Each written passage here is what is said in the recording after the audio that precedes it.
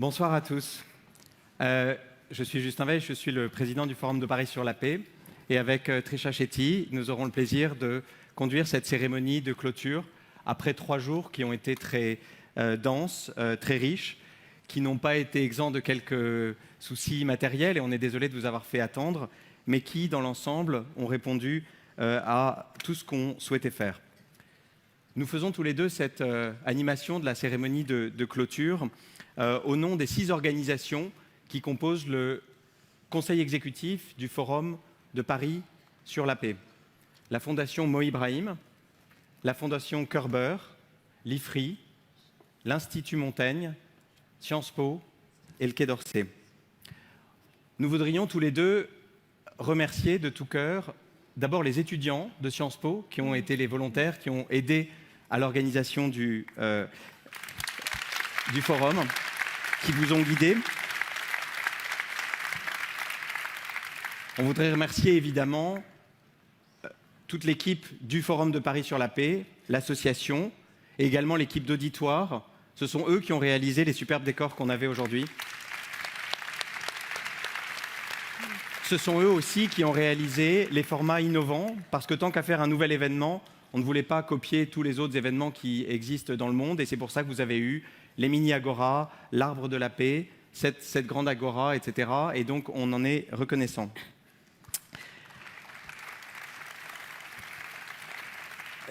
Je pense qu'au terme de ces 3 jours, c'est utile de s'arrêter un moment pour une pause et de mesurer le caractère historique de ce qui s'est passé pendant ces 3 jours.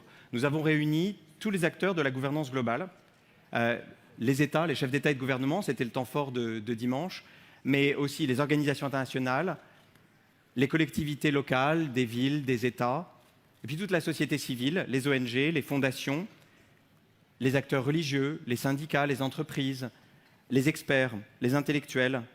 On avait même un footballeur, un musicien, un juge de la Cour suprême des États-Unis. Bref, tous ceux qui concourent d'une façon ou d'une autre à cette gouvernance globale. Et on sait bien pourquoi. Et pourquoi est-ce qu'on a fait ce Forum de Paris sur la paix?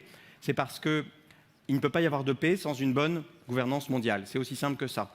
Tout simplement parce qu'on sait que les problèmes sont globaux et ne connaissent pas de frontières, et que les problèmes tels que le changement climatique, la disparition de la biodiversité, l'évasion fiscale, l'insécurité sur Internet, les migrations non contrôlées, la gouvernance de l'Internet, etc., ont besoin de solutions globales. Et donc notre premier objectif pour ce Forum de Paris sur la paix, pour cette première édition du Forum de Paris sur la paix, c'était de réaffirmer, je pense que les chefs d'État en particulier l'ont fait solennellement dimanche après-midi, réaffirmer l'importance de la coopération, du multilatéralisme, de l'action collective, faire les choses ensemble, des institutions, de la régulation, etc. C'était là notre premier objectif.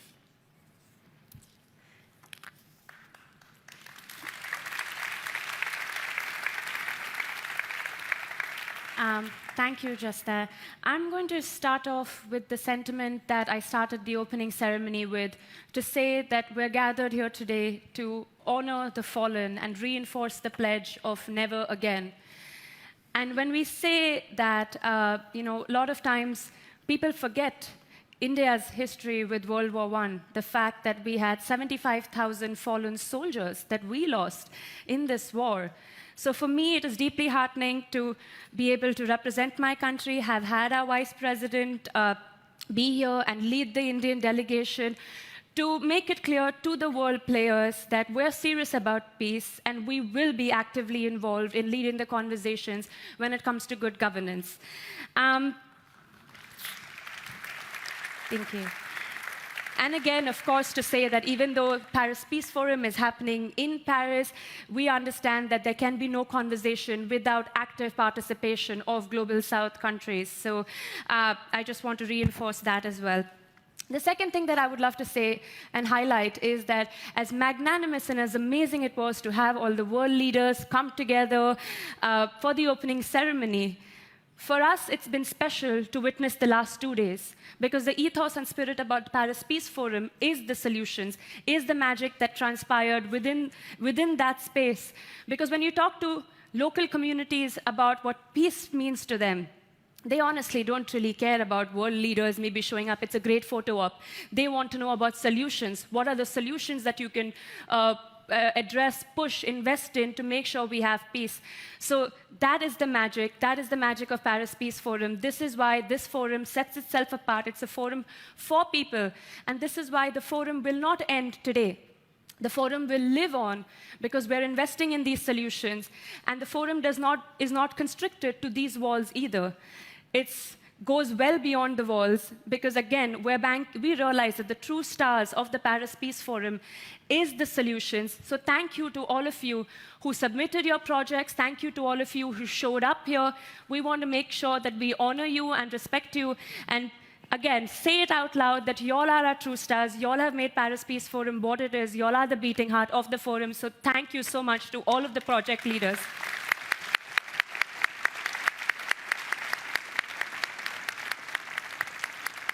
And finally, to quickly summate, I will say that, words of support are not enough.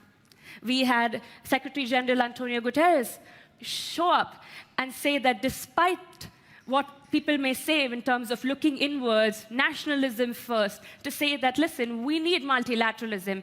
And for those people, those of us who work on ground, we know this. The truest of truths that you cannot look inwards. You cannot tell us that our problems are restricted within borders because it goes well beyond that for us. So for us, it was important to reinforce the spirit that looking outwards, connecting matters, because every time I talk to people, unfortunately, I realize that we are connected by our problems. If I talk to them about sexual abuse in India, I'll have people tell me, this is happening in France too, this is happening in my country too, wherever you are. So when we are bound together by our problems, our solutions must bring us together too.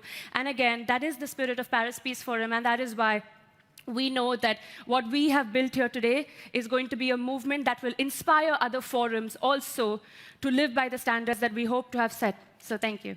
Over to you.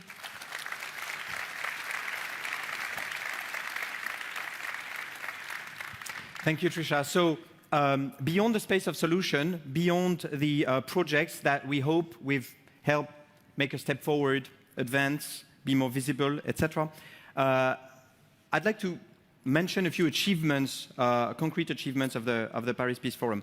Well, first of all, and that was the previous session that the Secretary General of the Forum, Marc Reverdin, moderated just a moment ago. The hackathon at the other end of the building yielded great results. As you know, and I'm not going to go into detail again, but we had 80 participants from all over the world.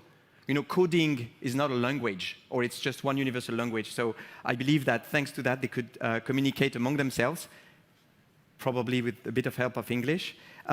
15 teams and 15 solutions, and more importantly, a cooperative work that will continue beyond the forum. So the hackathon was one concrete achievement because we wanted to demonstrate that new technologies also can bring solutions for global challenges. Second, I'd like to mention a few initiatives that were launched during the Paris Peace Forum. One of them was really important because it deals with a new domain, a new common public good, which is the internet, and which is very badly governed, or not much governed. It's cyber insecurity.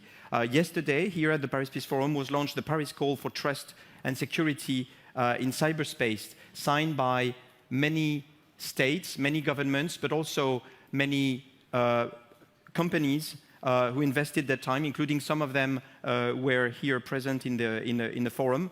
And that was a concrete achievement in terms of trying to create new norms, even though it was not international law, it's soft law, but it's still a progress compared with what we have. Another one was launched just here on Sunday with Reporters Without Borders. It's the Information and Democracy Charter created by a commission of 16 Nobel Prizes and personality from around the world to reassert the importance of sound journalism and information. Another example is the Pact for the Environment, and I could go on and on. Quite a few projects, whether capacity building or normative, have been launched during the Paris Peace Forum. And of course, that's one of the aims we have for the future editions, is to encourage the Paris Peace Forum to be a receptacle of these initiatives. one last that I would like to mention, which is more on the cultural side probably, is we had many world leaders deposit a book in the Peace Library, in the tree that you see over there, but also many participants, many partners of the forum, which I'm taking the opportunity to thank for their support. They're all of them, all the partners, whether institutional or our benefactors, are out there on the wall, and we owe them a big thank you because they've made this forum possible. And so the Peace Library was filled not only by world leaders, but also by participants, by partner, and by many of the parties of the Paris Peace Forum. Thank you. Speaking of achievements, on a very personal, intimate level, I went to one of the booths there, Earth 5R, and I asked the project leader, tell me, give me feedback, how was it after the first day?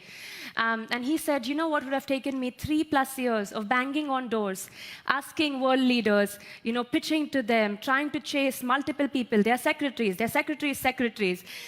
Today, within half a day of being here at the Paris Peace Forum, you all have helped me surpass the journey of 3+ years of struggle. Because he's like, just before you came to visit me, guess who else was at my booth? It was the President of the Republic of Costa Rica, who came up to him personally and said, hey, bring this project to my country. We need you. And again, that is the magic of Paris Peace Forum. This is not an exclusive VIP club. This is an inclusive community. And next year, we're going to encourage more world leaders to proactively go meet the booths, see the solutions, because I think, again, we are very clear with our motive that as much as we want world leaders and all of that, the 2 stars are the solutions, and that is what we're banking on. So that, I think, is a huge achievement to have project leaders come up to us and tell us that never before have we been to a forum where we've had so much accessibility. Another achievement, what I would say, and again on a personal note, is listening to Nadia Murad yesterday. I don't know if many of you were there at a panel, where she took to this stage, this very space, and called out world leaders and said, I will give you a best case example. France is setting the agenda, is opening the doors to Yazidi survivors. It's time for other world leaders to do the same. She used this platform to demand for better from world leaders, and that is the ethos of Paris Peace Forum, to say that together standing for peace means demanding for better. And in the spirit of demanding for better, we will do better and ensure that next year we have more young people speaking at the panels as well, because we realize that they are the active participants and players. So we will ensure that you see diversity in that space as well, with young people leading the conversations. So we want you to know that we're serious, and we expect you to hold us accountable, and that we don't look at this to be a forum that starts and ends with the 3 days here of people coming together and networking. We are serious about working towards peace, and that means serious commitments from us too. So back to you.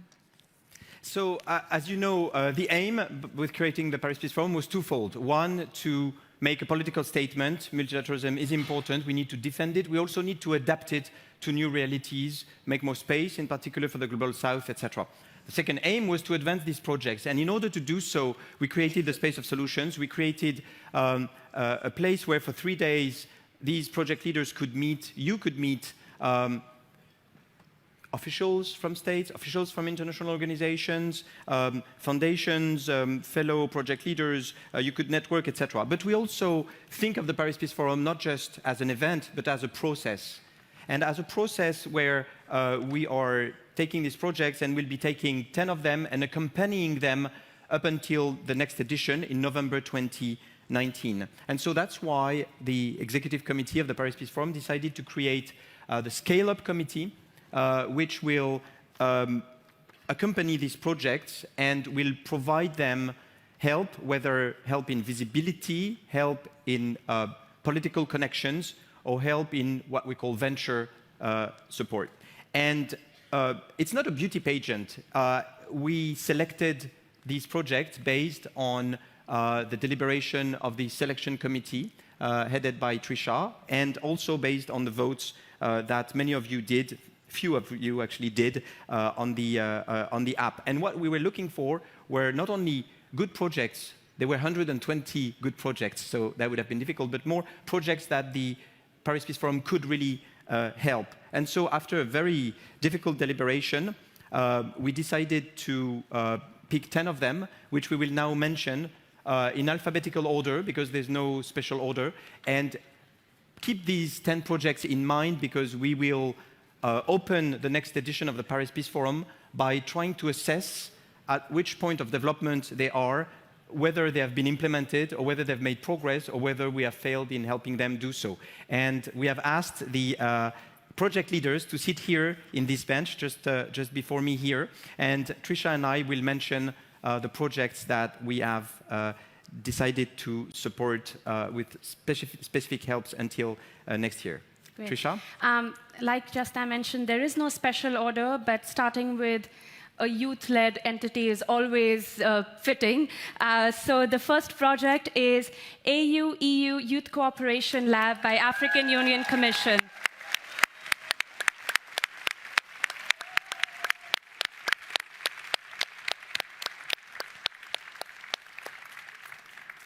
The second winning project is a project that focuses on a common public good that we have, which is Antarctica, and the project is called Antarctica 2020 by Ocean Unite.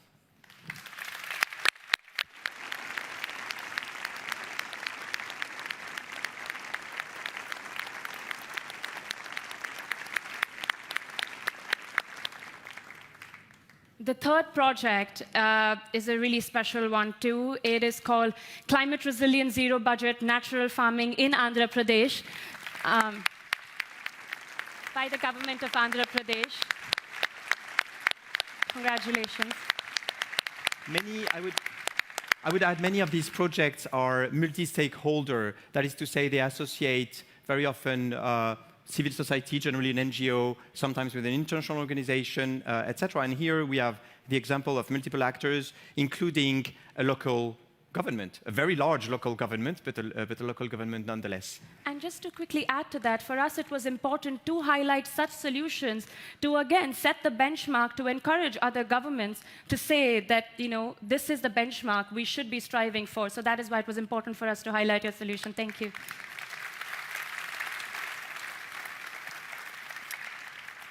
The fourth project we selected has to do with the scourge of I guess, you know, of the international system in general, and it's torture. And the project is named Leveraging Visual and Statistical Argument to Combat Torture, and it's led by the World Justice Project.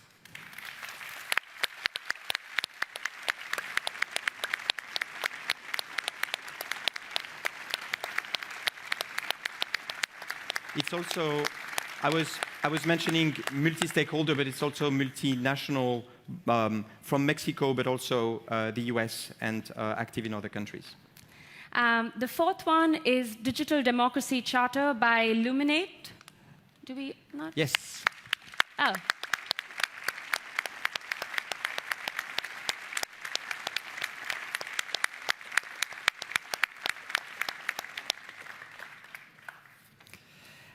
The fifth one is a French project, and so that's why Trisha let me pronounce it, and I realized that I have been speaking in English, donc je vais repasser au français.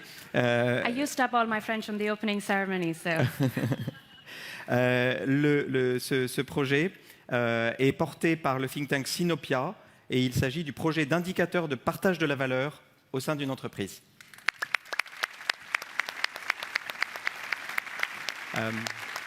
J'ajoute que, comme on le sait, les inégalités sont un des problèmes dont on a beaucoup parlé ces dernières années, parce qu'elles rongent et elles attaquent beaucoup des piliers de l'ordre international, et qu'on est très content dans le village de l'économie inclusive d'avoir pu sélectionner un des projets. The next project is International Gender Champions, and although their idea may seem like, you know, A simple idea, but unfortunately, we still don't see enough parity. So thank you for setting the standards of saying it is unacceptable to have manners, and we need to celebrate more gender inclusivity. So congratulations. It's by International Gender Champions, Women at the Table. The following one comes from Africa. It comes from Mombasa, and it's called Kumekucha. It's a new dawn by the Green String Network.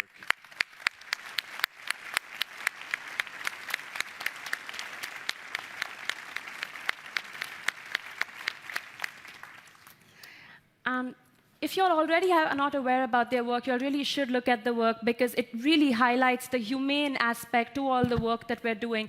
It talks about healing, trauma, the need for mental health, and also really puts a focus again on being gender sensitive. So it's important for us to have these projects that really highlight what it means to live in peace. The next project is Ranking Digital Rights by New America Foundation. New America Foundation. Oh, yeah. There they are. Congratulations. Congratulations.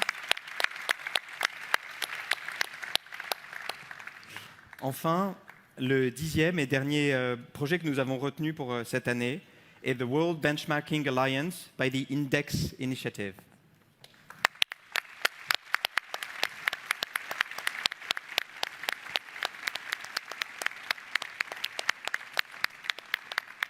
Et donc, nous donnons rendez-vous à tous ces porteurs de projets en novembre. D'abord, nous leur donnons rendez-vous la semaine prochaine pour commencer à voir comment nous pouvons les aider, mais aussi l'an prochain pour faire le bilan de cette aide. Nous arrivons à la fin de cette cérémonie. Alors, qu'est-ce qui se passe maintenant? Maintenant, nous nous préparons déjà pour l'édition de 2019, puisque vous savez que le Forum de Paris sur la paix est un événement annuel. Nous avons tous participé à la première édition du Forum de Paris sur la paix. J'espère que dans 50 ans, on pourra dire « j'y étais ». Évidemment, nous serons là l'an prochain à la Grande Halle de la Villette en novembre 2019, puis en novembre 2020, puis en 2021, etc. Nous serons là jusqu'à ce que le système international soit enfin coopératif et qu'il soit plus guidé par le multilatéralisme et la coopération. Donc j'ai peur que nous soyons là encore assez longtemps. Et nous serons là aussi tant qu'il y aura des forces, des anticorps dans le système international qui permettront d'aller dans le sens de cette coopération plutôt que de la compétition et du chacun pour soi. Pour continuer sur ces perspectives d'avenir, j'ajouterai deux choses. La première, c'est que nous réfléchissons à des éditions régionales entre deux forums de Paris sur la paix. Nous avons eu de nombreuses marques d'intérêt de différentes régions du monde. Vous savez que notre conseil d'orientation, le Steering Committee, est composé de 16 personnalités qui viennent du monde entier. Et plusieurs d'entre elles ont souhaité, que ce soit au Mexique ou en Inde ou ailleurs, en effet avoir une session, pas forcément sur l'ensemble des thématiques, mais sur certaines qui les concernent plus particulièrement. Et donc, nous réfléchirons à la possibilité d'avoir des éditions régionales entre-temps. Enfin, cette année, nous avons à peu près tout fait en 8 ou 9 mois, ce qui était beaucoup trop court et ce qui explique l'urgence avec laquelle certaines choses ont été faites. Mais l'an prochain, on va s'y prendre plus tôt. Et donc, l'appel à projet se fera dès le printemps.